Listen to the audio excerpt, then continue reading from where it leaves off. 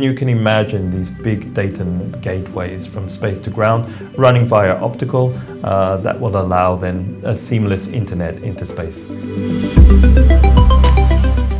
Welcome to the GfR Discovery Hub. In our last episode, we explored how optical communication is revolutionizing data transmission. But innovation doesn't happen in isolation. It grows through collaboration. That's why today we are looking at the powerful synergy between DLR and DLR GfR.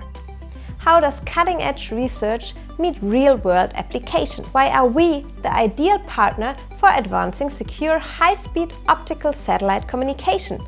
And what does it mean for the future of satellite navigation and space-based connectivity? My name is Paul Coutinho. I'm the Head of Systems Engineering here at GfR. I've been with GfR now for 10 years. And in my group, we look at innovative projects for the future. A good example of our collaboration with DLR is optical communication. So our colleagues at DLR, they deal with the research and development, taking the technology to a TRL level of 6. That allows us then to contribute to provide our inputs, how you can take that technology and make it commercial. With DLR, we're working with a number of the institutes, so the Institute of Communication and Navigation. We're also working with our colleagues at GSOC, so that's the German Space Operations Center, and also with the Institute of Responsive Space.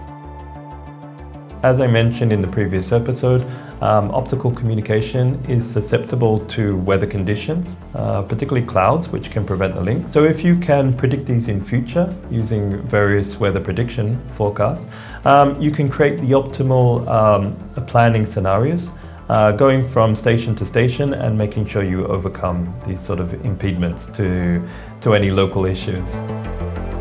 As GfR is part of the DLR family, we can really take into account this sort of close relationship, again allowing this sort of seamless transition between research and development into real-life applications. Within the collaboration, as I said, we come with more downstream considerations, like how do you make the technology operable and maintainable, and how do you deploy it in a safe and secure environment.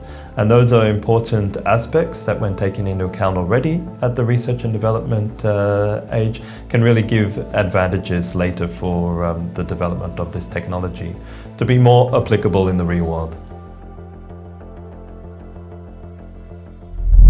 That's all for today's episode of the GfR Discovery Hub. We've explored the powerful synergy between DLR and DLR GfR in optical communication, a partnership shaping the future of space connectivity. In our next episode, we'll be shifting gears to another area. How is a ground infrastructure upgrade performed? Stay tuned to find out how these upgrades enhance global navigation and secure a future-proof satellite system. Until then, keep reaching for the stars.